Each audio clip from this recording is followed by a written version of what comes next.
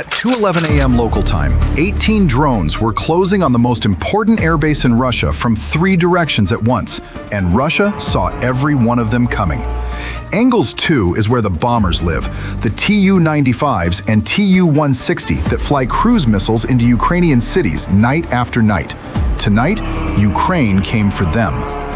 The radar had the drones early. The crews were awake, the guns were manned, and none of it was going to be enough. Over the next 10 minutes, the most important airbase in Russia would burn on 3 sides at once, and the worst was still inbound. At 2:11, the first drone crossed into range out of the north, and the nearest Pantsir crew barely blinked. On their screen, it was almost an insult. Slow, level, holding a dead straight line right at them. It was a Lyuti, one of 7 the North had thrown at the fuel farm. A big, heavy-nosed machine that had already flown 2,000 kilometers to get here, carrying 50-odd kilos of warhead, enough to open a fuel tank like a can. To a Pantsir, it was an easy shot. 12 missiles on the rails, 4 targets it could juggle at once, reach out past 20 kilometers. The crew let it come to 9 and took it. 2 missiles supersonic before they'd cleared the rail, riding the beam out into the dark, eating the distance far faster than the drone could cover the last of the marsh. The Lyuti never even knew. It was still scanning the ground for a fuel tank when the sky behind it went white. One more of the 7 went down the same way a moment later. 2 gone then. The easiest work of the crew's night, and though nobody aboard could have known it yet, the least important thing happening anywhere on that base. Because the North was only a third of the picture. Out west, 5 more drones were already boring in over the ammunition yards. FP-1s, deep strike machines that only really know how to hit buildings, but will fly the better part of 2,500 kilometers to hit exactly the right one. And up from the south climbed 6 Sichins, smaller and shorter-legged at 1,400 kilometers, 40 kilos of warhead apiece, headed for the bomber apron itself. 7, 5, and 6. 3 kinds of drone from 3 directions, and that was the whole idea. A brand new problem on every bearing, so that killing the first one taught the gun crews nothing about the next. And here's the part none of them had time to piece together. None of it was really about the fuel, or the depot, or the apron. You can't kill a strategic bomber parked under a hardened roof.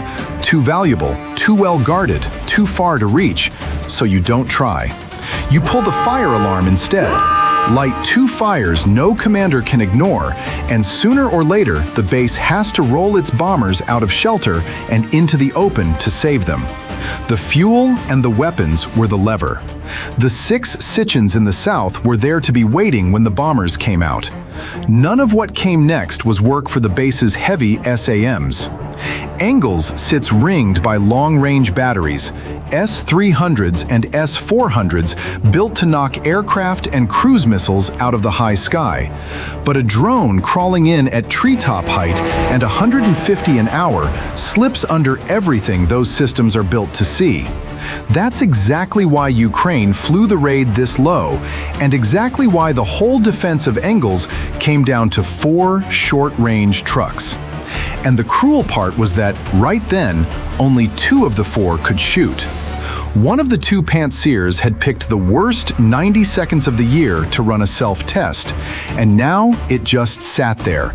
$14 million a vehicle checking its own wiring while its crew sprinted through the dark to snap it awake. The second Tor was worse. Caught mid-move between positions, and a rolling Tor can't shoot at all until it stops, plants its jacks, and finds the sky again. 90 seconds for the one, the better part of 2 minutes for the other. So half of Engels's air defense sat useless inside tens of millions of dollars of hardware, watching the raid come in and unable to touch it. 1 guard, 3 doors, 1 flashlight. The base opened the night a step behind, exactly the step Ukraine had paid for. Start with the north, where 2 of the 7 were already down. A third never reached the fuel line. The jamming took it. And here's the thing about jamming. It doesn't switch a drone off, it lies to it, handing it a map that's wrong by a few hundred meters, the way your phone's GPS sometimes swears you're one street over. This Liuti swallowed a lie about 400 meters wide, drifted off the tanks, and put its warhead into an empty service yard. A perfectly good explosion, delivered with total confidence to completely the wrong address. 3 down then, and 4 left. 3 of those 4 found the fuel, coming in low and opening the tank farm into the self-feeding orange mess that burning jet fuel becomes. The 4th died late under the ready Pantsir's guns, cut down in the yard where the fire trucks were already gathering. Too late to save the fuel, right on time to prove the sky wasn't done. 7 Liutis, all accounted for. 3 shot down, 1 lost to the jamming, 3 into the fuel. That was the whole job of the North, not to burn every tank, just to grab the base by the head and wrench it toward one corner. Now the West, 5 FP1s in over the ammunition yards while the base stared north. The Ready Tor caught the first clean off the rail, 1 of 5. The second lost its aim at the last second and only clipped a shed, a miss, and 3 left. Those 3 did the damage. 2 drove straight into the missile handling area where the bomber's cruise missiles get prepped, and the last buried itself deep in the storage yard. 5 FP1s, all accounted for. 1 shot down, 1 gone wide, 3 into the target. And now there were 2 fires on 2 bearings, and the crews who should have been fighting the second were already spent on the first. Inside the command post, you can almost watch the duty officer's night turn over. He stopped seeing a raid and starts seeing a setup. Every call he'd made was the right one. Every right one had left something else burning.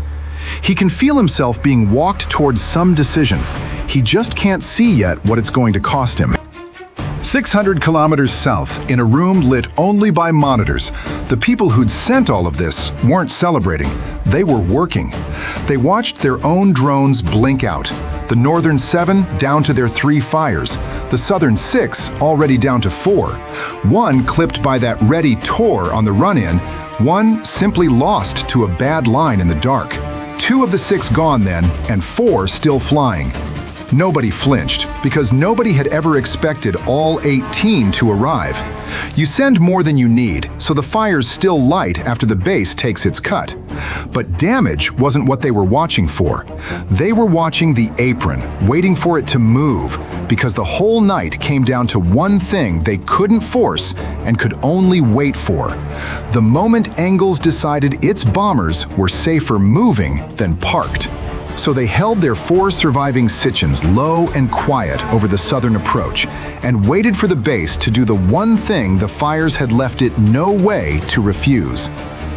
And then the duty officer gave the exact order the whole raid had been built to pull out of him. Of course he did. You don't leave a Tu-160 and a Tu-95 parked in the open with 2 sectors burning and drones still in the air. So the order went down to the apron, and the ground crews took off running. Tugs hooked up, servicing dropped half-finished, panels left hanging open. And this is where the bombers themselves became the slowest thing on the base. A strategic bomber doesn't drive away, it gets towed, all 150 tons of it, down a painted lane at the speed of the guy walking beside the tug. All that continental reach, and it moves like a stalled car pushed to the shoulder. The nearest hardened shelter sat a kilometer away across open concrete, and at a walking tow, a kilometer is 10 minutes.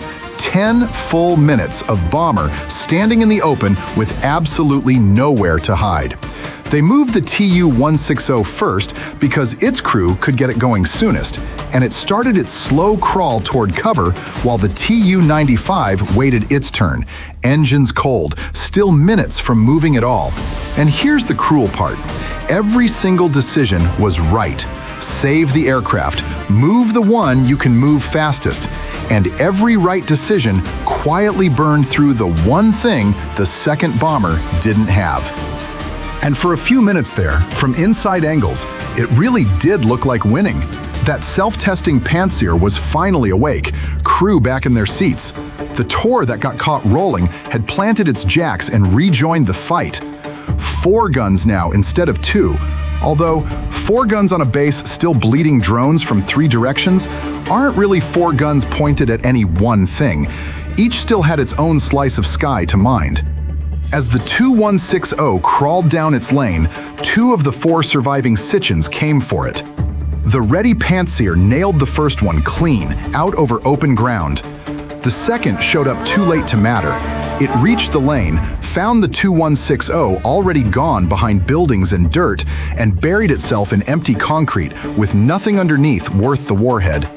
That was 2 of the 4 spent, and the most valuable machine on the field was safe. 2 Sichens left. You could practically hear the room exhale. Fires coming under control. Every gun awake and killing. The drones down to a handful. The prize bomber hauled out of danger by a fast crew and a good call. Every screen in the place said the same thing. The raid came, and Engels held. And they were wrong. Wrong in the exact way the whole night had been built to make them wrong. Here's the part that stings. Nothing they did was a mistake.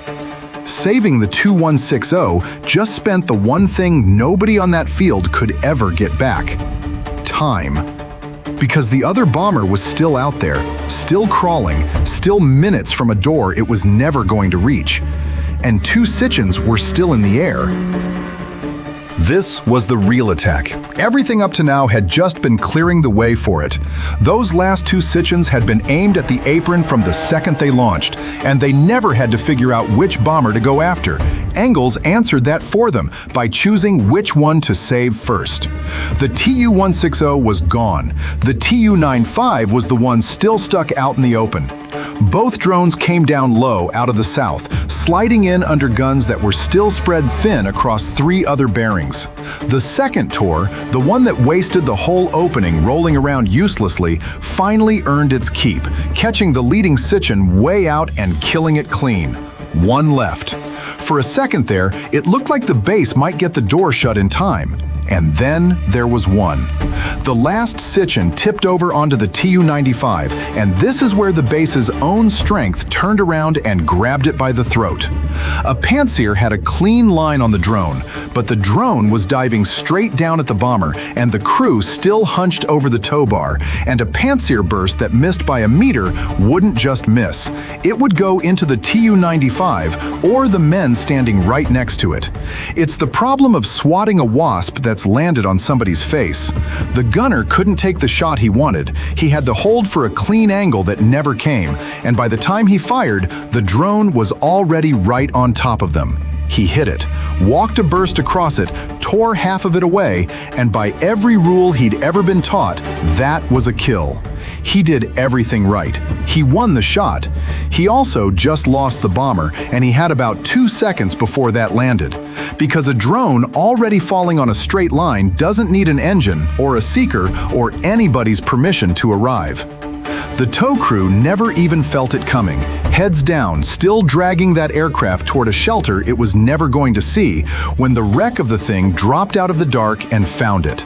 The drone went in, and the Tu-95 was gone, a few hundred meters short of the door it would never reach, while the men around it stood there in the light of 2 fires that had never, not for 1 second, been the point of any of this. When the smoke cleared, Engels had won almost everything. The base was intact, every gun was still firing. Most of the 18 drones were scattered wreckage in the fields around it. The fuel farm and the weapon stores were burning, but those, in the end, had never been the point. And the Tu-160, the one they chose to save, was safe under cover, right where a fast crew and a smart call had put it. They lost the other one, and here's the thing they'd have to live with. They lost it by doing everything right. Ukraine never came for a tank farm. It came to make Russia throw its own hangars open. And Russia, defending itself exactly the way the book says to, did just that. Engels beat every drone it could see. What it couldn't beat was the one plan it never saw coming, the one where its own correct decisions carried its own bomber out into the open and set it down at a walking pace right in front of the last drone still flying. 18 drones, a few tens of thousands of dollars apiece, most of them shot clean out of the sky, traded for one strategic bomber that Russia stopped building more than 30 years ago and can't make again. Not overwhelmed, not outgunned, just coaxed out of its shelter and killed in the 10 minutes it spent standing in the open. The next one comes the same way. Off bearings the base hasn't drawn yet, and Engels will roll its bombers out again because it has to. It always does.